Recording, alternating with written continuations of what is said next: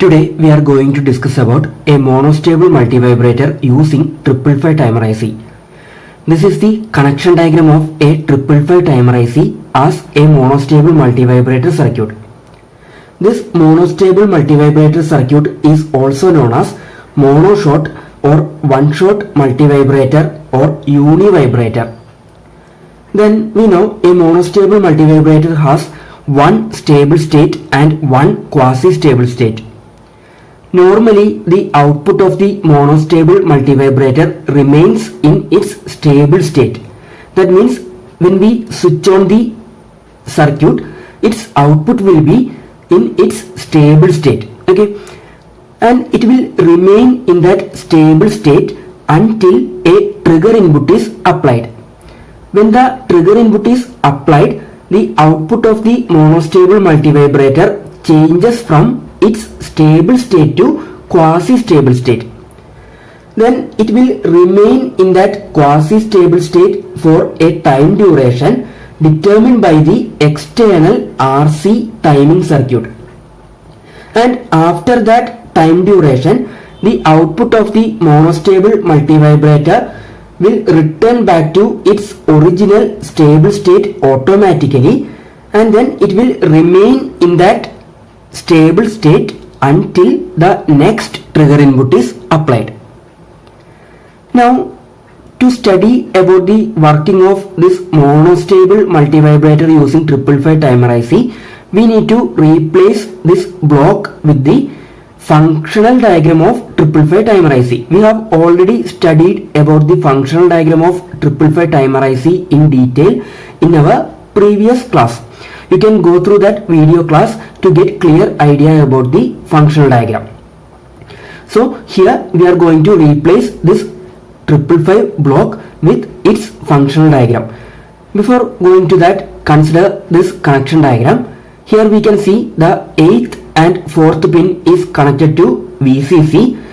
Between the 8th and 7th pin, the resistance R is connected, and the 7th and 6th pin is shorted, and from that point the capacitor C is connected to ground. Then here we are not using this 5th pin, hence this 5th pin is connected to ground through capacitor 0.01 microfarad. Then we are applying the trigger input to the 2nd pin, and we will get the output at the 3rd pin. Then as we said earlier, the output of this circuit remains in its stable state normally. That means when we switch on this circuit, its output will be in its stable state. And what is the stable state of this 555 timer IC? It is the state at which the output is at low level. Okay, so the output of the monostable multivibrator circuit remains at low level initially. Then when a trigger input is applied here, the output of this monostable multivibrator changes from that low state to high state. Okay, and that high state is the quasi-stable state of this monostable multivibrator. Then the output will remain in that high state for a time duration T, and that time duration T is determined by this external RC timing circuit. By changing this R and C values, we can change that time duration. We will derive an equation for this time duration T later. Then after that time duration T, its output automatically changes from that high state to low state. That means its output returns back to its original stable state after that time duration T, and then it will remain in that stable state until the next trigger input is applied. Then the trigger input applied here is a negative going pulse of short duration with amplitude less than 1/3 VCC. We have already discussed about this case in our previous class. Let's now consider the working of this monostable multivibrator circuit in detail by using the functional diagram of the 555 timer IC. So this figure shows the timer in monostable operation with functional diagram. Here that triple 5 block in that connection diagram is replaced by the functional diagram of the triple 5 timer IC. Then here also we can see that 8th and 4th pin is connected to VCC, that 6th and 7th pin are shorted, and to that point the resistance R is connected from the 8th pin, and from that shorted point the capacitor C is connected to ground, and then the 5th pin is connected to ground through this 0.01 microfarad capacitor. Then the trigger input is applied to the 2nd pin, and we will get the output at the 3rd pin. Then as we said earlier, when we switch on this monostable multivibrator circuit, its output is at its stable state. Okay, so its output will be in the low level condition, and in this stable state or in this standby mode, the control flip-flop holds this transistor Q1 on and thus clamping the external capacitor C to ground, because in the stable state the output is low, and at the input of this power amplifier or at the input of this inverter we have high state. Okay, so in the stable state the Q bar output of the control flip-flop is at high state, and since here it is high, this transistor Q1 is in its on state, and this capacitor C is directly connected to ground potential through this transistor Q1. Okay, so when this transistor Q1 is on, this capacitor is directly connected to ground, and hence the voltage across this capacitor is 0 volt, or it is at ground potential. Okay, so in the stable state this capacitor is at ground potential, or the voltage across this capacitor is 0 volt, and the output remains in the low level. Then in that stable state condition, let's consider what are the outputs of this upper comparator and lower comparator. Here we can see the voltage across the capacitor appears at this 6th pin. Okay, and this 6th pin is the non-inverting terminal of the upper comparator. So in the stable state, what is the voltage at this 6th pin? It is 0 volt, because in the stable state this capacitor is at 0 volt. Okay, so in the stable state at the non-inverting terminal of the upper comparator we have 0 volt, and to the inverting terminal we have 2/3 VCC. Okay, so what is the output of this upper comparator? The voltage at the inverting terminal is greater, so its output is at low level, or we can say this R is 0. Then consider this lower comparator. When we consider this lower comparator, 1/3 VCC voltage is present at the non-inverting terminal, and to the inverting terminal, actually this inverting terminal is the terminal to which we are applying the trigger input, and this trigger pulse is a short duration pulse of amplitude less than 1/3 VCC. Okay, and if we are not applying the trigger input, the voltage at this 2nd pin should be greater than this 1/3 VCC level. Okay, so in the stable state the voltage at this 2nd pin is greater than this 1/3 VCC. So voltage at the inverting terminal is greater than this 1/3 VCC. So output of the lower comparator is also at low level. Okay, so S is at low level, or it is 0. So S is 0 and R is 0, and that 0 state corresponds to no change condition, and hence the output of the control flip-flop will not change, and hence the output of this monostable multivibrator will not change. Okay, because in the stable condition this S and R values are not changing, because the voltage at the 6th pin is 0 volt and it is not changing, and voltage at the inverting terminal of the lower comparator is a voltage greater than 1/3 VCC, and it is also not changing. Hence this S and R values are not changing, and these values are at 0 0. Hence the output of the control flip-flop is the previous output, and the output of the monostable multivibrator also remains in the previous state, and that state is the stable state. Okay, so it will remain in that stable state until a trigger input is applied. Now consider the case we are applying a trigger input to this inverting terminal of the lower comparator. Okay, and we know the trigger input is a short duration negative going pulse of amplitude less than 1 by 3 VCC. After that short duration, it will return back to its high state. Okay, so at the instant when the trigger input is applied, the voltage at the inverting terminal is less than this 1 by 3 VCC. So voltage at the non-inverting terminal is greater than the voltage at the inverting terminal. Okay, so the output of the lower comparator goes to high state. So S is 1. Then what is the output of the upper comparator?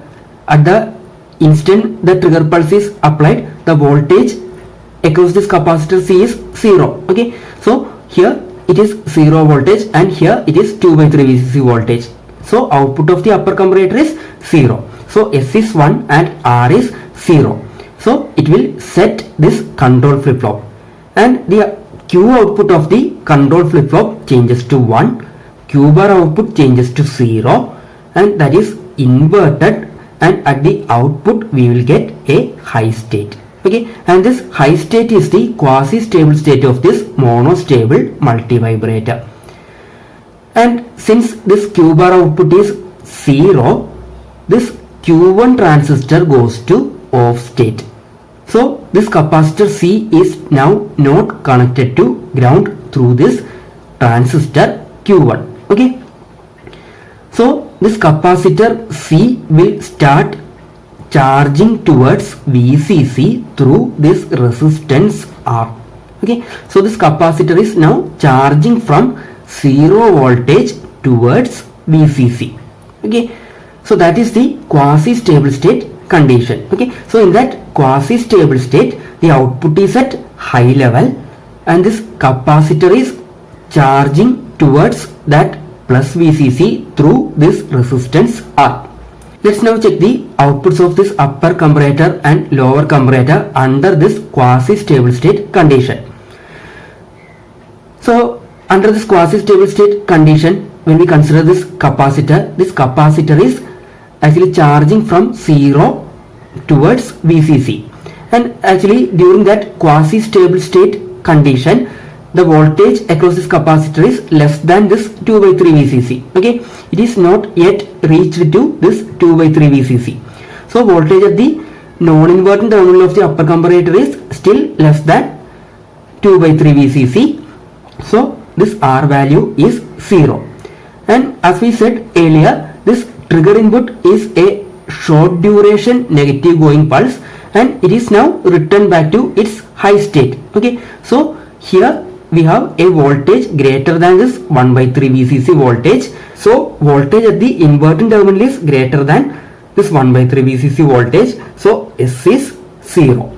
Okay, so here we have 0 condition. So output of the control flip-flop remains in its previous state. Okay, and hence the output of the monostable multivibrator also remains in its previous state. And what is that previous state? It is this quasi-stable state. Okay, because when that trigger pulse is applied, the output changes to quasi-stable state. Okay, and after that instant this changes to high state. So here this S value changes to 0. So that 0 state comes here and it will remain in that previous state, and previous state is the quasi-stable state. Okay, then this capacitor C is now charging from 0 towards plus VCC, and when the voltage across this capacitor is slightly greater than this 2 by 3 VCC, this upper comparator triggers. That means the voltage at the non-inverting terminal will be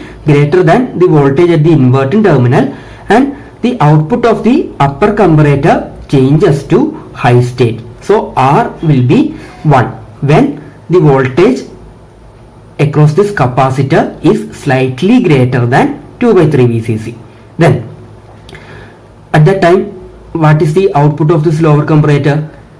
at the non-inverting terminal we have 1 by 3 VCC, and at the inverting terminal we have a voltage greater than 1 by 3 VCC. So S value is 0. So S is 0 and R is 1. So it will reset this control flip-flop. So Q goes to 0, Q bar goes to 1, and that 1 value is inverted, hence the output goes to low level. Okay, so the output returns back to its stable state. Okay, so when the voltage across the capacitor is slightly greater than 2 by 3 VCC, the output of the monostable multivibrator changes from its quasi-stable state to stable state. Okay, so this time duration T is the duration during which this capacitor C charges from 0 to 2 by 3 VCC. Okay, the output will remain in this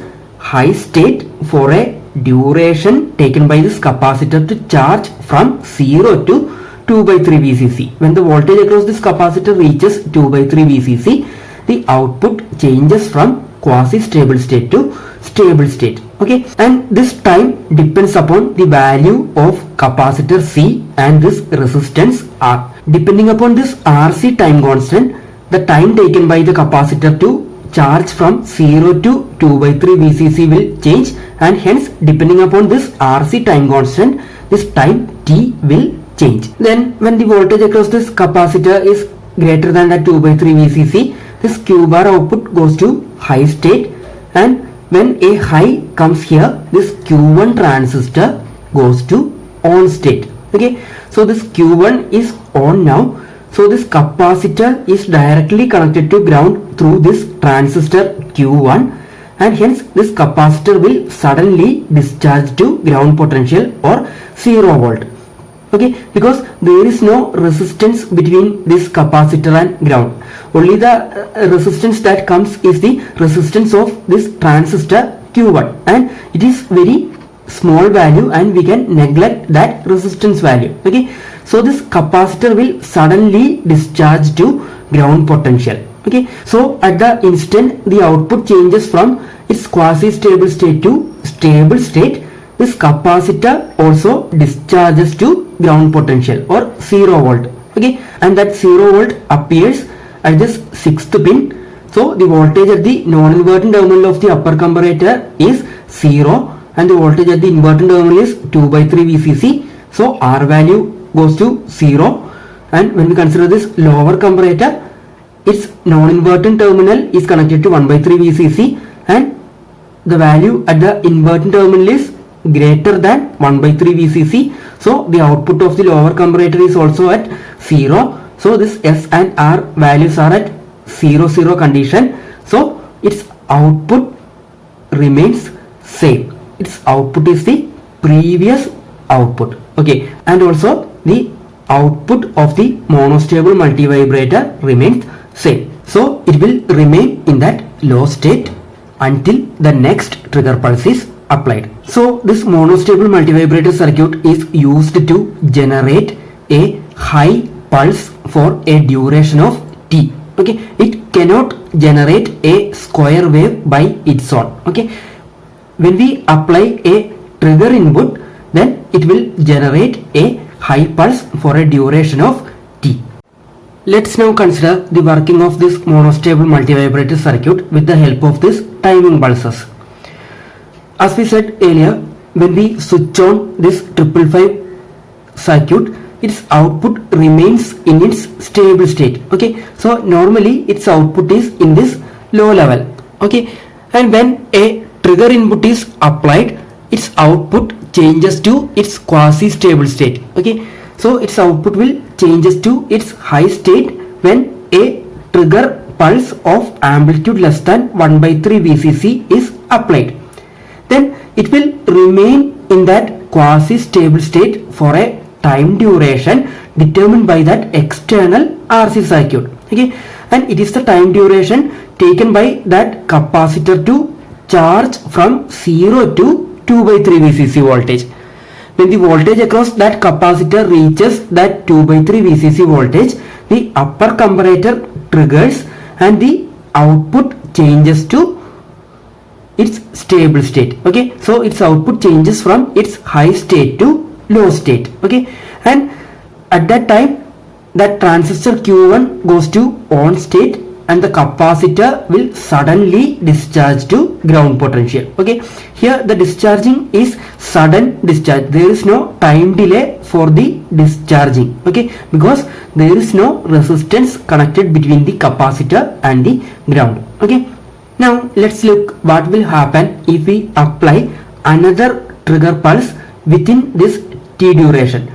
Normally when a trigger pulse is applied, the output remains in its high state for this T duration, and after that T duration it automatically returns back to its stable state. Okay, and what will happen if we apply another trigger pulse within this T duration? Okay, so at this point the voltage at the second pin is less than that 1 by 3 VCC, and voltage at that sixth pin is less than this 2 by 3 VCC, because at this point the voltage across that capacitor is not reached to this 2 by 3 VCC. Okay, so we are going to consider that point. For that, consider that monostable multivibrator circuit with functional diagram again.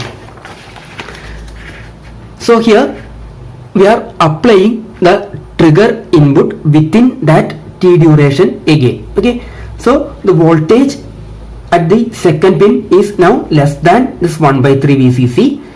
So output of the lower comparator is high, so S is 1. Then what is the output of the upper comparator? The voltage across the capacitor is still less than that 2 by 3 VCC. So the output of the upper comparator is low and R value is 0. So S is 1 and R is 0. So it will set this control flip-flop.